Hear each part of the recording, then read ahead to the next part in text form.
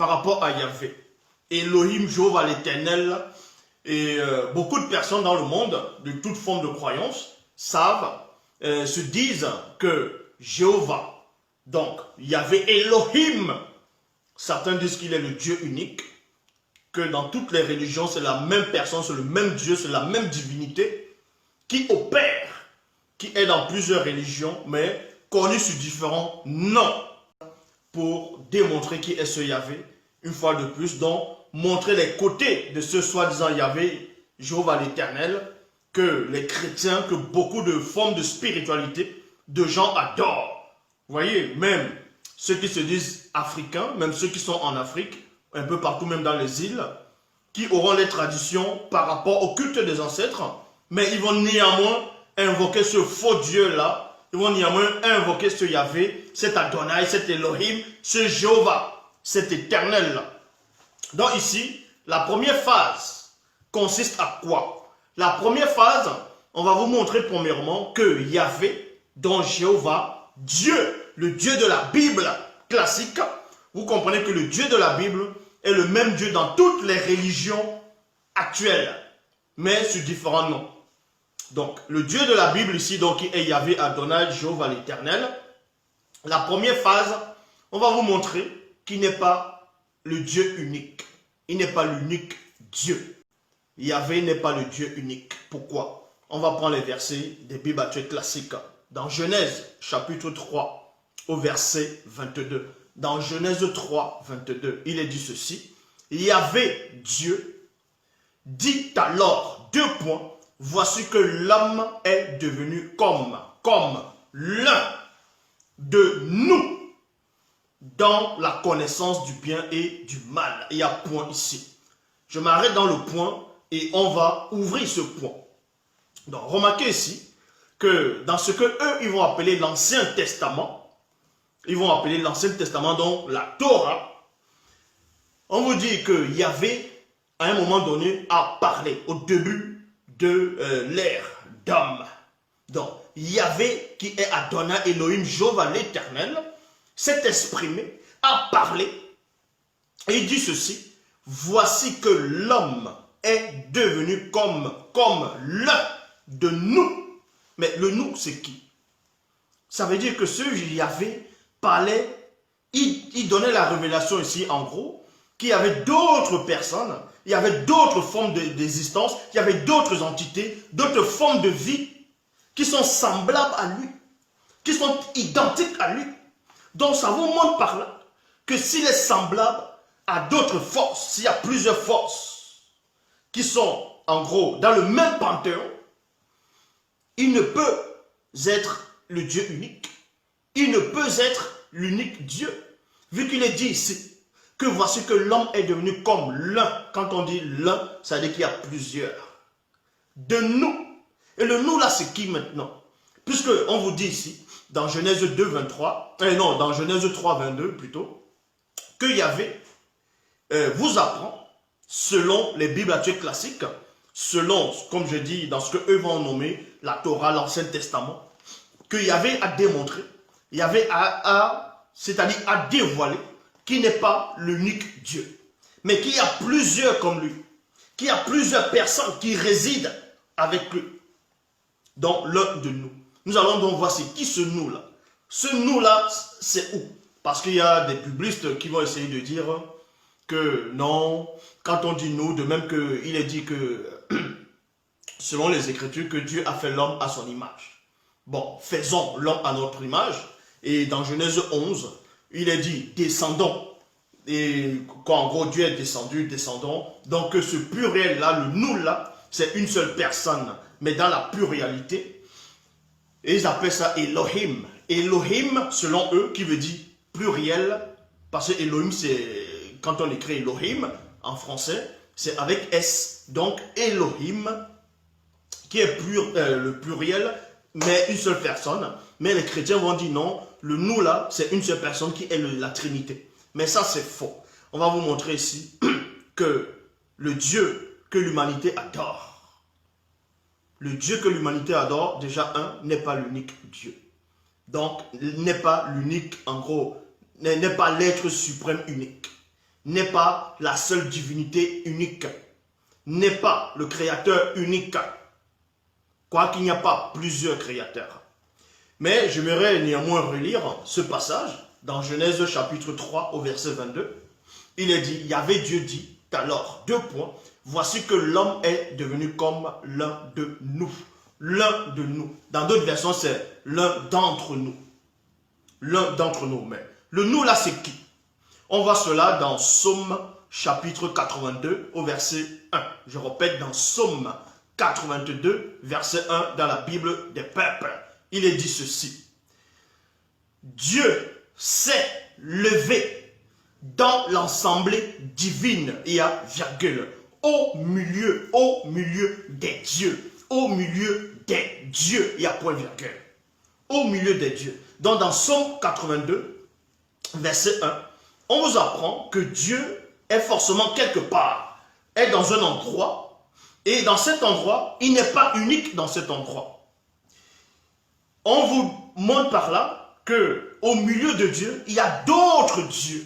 Vous voyez, le fait de dire qu'il y a d'autres dieux, ça veut dire qu'il n'est plus unique. Est-ce que vous comprenez? De même qu'on ne peut pas dire, on va prendre ce verre. Vous voyez, on dit l'unique verre, qu'il n'y a qu'un seul verre qui existe. Donc, c'est un verre unique. Et après, quand vous voyez où on dépose le verre, vous voyez plusieurs verres semblables à ce verre n'est plus unique.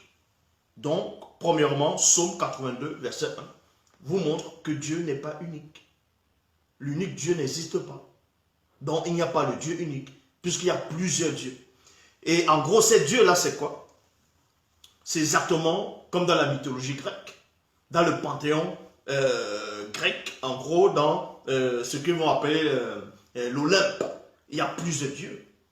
Dans Asgard, dans les dieux nordiques ou les dieux vikings, il y avait plusieurs dieux. Il y avait plusieurs dieux, ainsi de suite.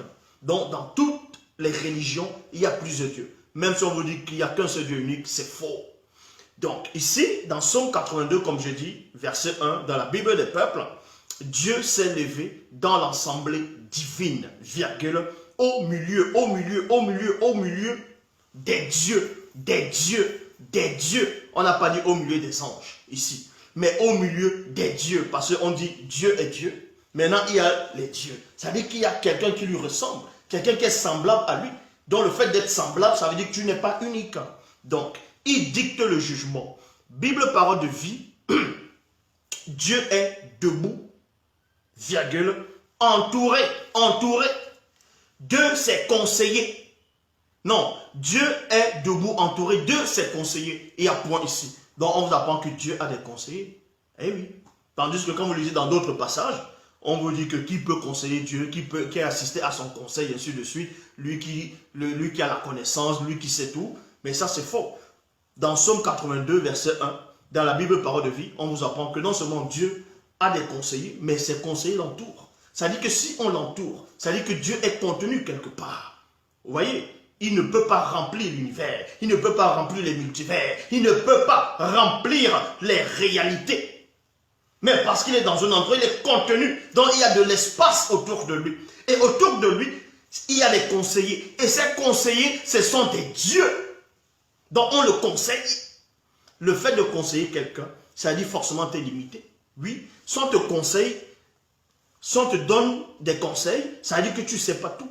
Dans Psaume 82, verset 1, dans la Bible Parole de vie, vous démontre que non seulement Dieu unique n'existe pas, et en plus, il a besoin des gens autour de lui. Il a besoin d'autres personnes, d'autres entités, d'autres dieux autour de sa personne, afin de le conseiller. Point. Au milieu des dieux, virgule, il rend la justice. Il y a 2 points ici. Dans la Bible de la Colombe, il est dit, Dieu se tient dans l'assemblée de Dieu. Maintenant, beaucoup de personnes vont lire ce passage sans savoir ce que ça veut dire que Dieu se tient dans l'assemblée de Dieu. Ça veut dire quoi? C'est comme si on va dire, ce verre se tient sur la table du fer. ce verre se tient sur la table, ou bien, oui, dans la moire du verre. Mais ici, quand on dit, Dieu se place dans l'assemblée de Dieu. Donc, là, c'est dans la Bible de la Colombe, Dieu se tient dans l'assemblée de Dieu. Donc, on vous parle déjà de Dieu. Parce que certains vont dire non, d'autres vont dire, ah, on parlait de Jésus, d'autres vont dire, on parlait de l'Esprit Saint, d'autres vont dire, non, c'est toujours de Dieu qu'on parle. Que non, tu as mal compris ce passage. Non, on vous montre par là. Ici, Dieu, c'est avec un D majuscule, se place dans l'assemblée de Dieu. Toujours un Dieu majuscule. Pour montrer que déjà, il y a deux dieux. Pourquoi? Il y a d'autres versions qui vont mieux expliquer cela. Il y a point virgule. Il juge au milieu des dieux. Donc on vous montre que non seulement il y a Dieu, il y a encore un autre Dieu, mais il y a maintenant la pluralité des dieux, donc la légion des dieux. Il y a plusieurs dieux. Donc ce qui fait en sorte que Yahvé Adonai Jéhovah, l'éternel Elohim, ne peut à aucun moment être le Dieu unique. Donc il n'est pas unique. Donc il n'est pas unique. Il n'est pas unique. En gros, ce sont les mêmes entités qui ont aussi opéré en Afrique à un moment donné. C'est pour ça que quand vous allez voir les gens qui pratiquent, on va dire, le culte des ancêtres, des crânes, ainsi de suite, ils vont dire, les ancêtres, ils vont dire les dieux. Ils vont dire les dieux, toujours la pluralité, donc les dieux. En fait, ce sont ces mêmes esprits-là qui opèrent dans chaque civilisation, dans chaque époque, mais sur différents noms. Dans la traduction du Monde Nouveau, il est dit, Dieu se place dans l'assemblée du divin, du divin, du divin. Parce qu'il y a Dieu, il y a maintenant, on fait la distinction entre Dieu et le divin. Donc, dans l'assemblée du divin, point virgule, au milieu des dieux, il juge. Ça, c'est la première phase. Parce qu'il y a 5 phases. Nous sommes encore dans la première phase. Pour comprendre la duperie, la tricherie, le mensonge, l'hérésie totale de ces faux dieux qu'on vous a présentés, qu'on vous a soi-disant ramenés en Afrique pour coloniser vos ancêtres. Voilà ces dieux-là qui ont des défauts, qui ne peuvent même pas être uniques parce qu'ils ont des semblables. Et ensuite, il a un conseiller, il a des conseillers. Et on va vous montrer les passages où on conseille Dieu. Et oui, il y a des passages où on conseille Dieu. Parce que Zulula est le seul à connaître l'explication de toute la Bible. Traduction, c'est-à-dire Bible de la Bible Shoraki, on vous dit Elohim. Elohim se poste. Elohim se poste au conseil d'elle. Au conseil d'elle. Il y a point virgule. Il juge au sein des Elohim. Il juge au sein des Elohim. Comment se fait-il qu'on va dire que Elohim, le pluriel de Elohim, c'est toujours le singulier? Mais ça, c'est faux. Vu que dans la Bible Shoraki, on démontre qu'il y a plusieurs distinctions, il y a plusieurs Elohim différents. Je répète, dans la Bible Shoraki, Elohim se poste au conseil d'elle, elle. Se poste au conseil d'une autre personne. Donc, le Dieu que beaucoup de gens adorent, le faux Dieu que les gens adorent, qui est Yahvé, Adonai, Jéhovah, Elohim, peu importe le nom qu'on va lui donner en fonction des religions et des formes de spiritualité, on vous dit qui se poste dans un conseil d'une autre personne, dans le conseil d'elle. D'elle. On va vous montrer qui est d'elle tout à l'heure. Il juge au sein des Elohim. Vous voyez? Et cet Elohim ici, c'est toujours avec un E majuscule. Donc, il y a plusieurs. Donc, quand on dit dans Genèse, au début de la Genèse, que il a dit que, soi-disant, Dieu dit, faisons l'homme à notre image. Mais il est question qu'on ne parlait pas d'un unique Dieu. C'était plusieurs entités. C'était plusieurs dieux qui se manifestaient. De même que, on vous dit aussi, dans ce que vous appelez Ancien Testament, dans le livre d'Exode, que Dieu, Yahvé, Adonai, Jéhovah, Elohim, a apparu sur le mont Sinaï. Il s'est adressé à Moïse face à face. Mais plus tard, dans ce qu'on va appeler le Nouveau Testament, c'est Paul, dans le livre des Actes des Apôtres, qui donne la révélation en disant en gros que le Dieu que Moïse est en train de parler sur la montagne, en fait c'était des anges. C'était des divinités, c'était des dieux. Moïse s'entretenait avec des dieux. Vous voyez? Ils essaient de camoufler cela. Parce qu'il n'y a pas, la notion de Dieu unique n'existe pas. Parce que c'est des faux trucs. Parce que Dieu, le mot Dieu, ça veut dire divinité, ça veut dire l'être supérieur. Donc un être c'est quoi? C'est une créature, c'est quelque chose qui peut s'asseoir, qui peut dormir, qui peut mourir. Et on va le montrer ici. Donc, Bible Shoraki, Elohim se poste au conseil d'elle. Point virgule, il juge au sein des Elohim. Il y a point. Traduction Abbé Crampon. On vous dit, Dieu se tient dans l'assemblée du Tout-Puissant. Point virgule. Donc, il y a Dieu à part, il y a le Tout-Puissant. Donc, en gros, si vous voulez comprendre, selon traduction Abbé Crampon, pour ceux qui n'ont pas de substance spirituelle, ils vont vous dire non, ce Dieu-là, c'est toujours le Tout-Puissant, là. Que ce Dieu est toujours le même Tout-Puissant. Non, parce que dans d'autres livres, ils vont essayer de faire croire que ce Dieu-là, c'est lui le Tout-Puissant, c'est une seule et même personne. Non, c'est pas une seule et même personne, puisque on connaît vos supercheries. C'est plusieurs entités. En gros, ces entités, ce sont des démons qui sont derrière. Donc ici, dans la Bible Abbé Crampon, traduction Abbé Crampon, Dieu se tient dans l'assemblée du Tout-Puissant. Dans le Tout-Puissant, on vous apprend que Dieu lui-même a un Père. Est-ce que vous comprenez? Dieu lui-même a un Père. C'est pour ça qu'il y a même une doctrine, la doctrine des Mormons. Il y a une des doctrines comme ça, là, oui, une doctrine des Mormons, une vieille doctrine. Si vous demandez maintenant aux Mormons qui viennent d'arriver, ils ne connaissent pas cette doctrine-là.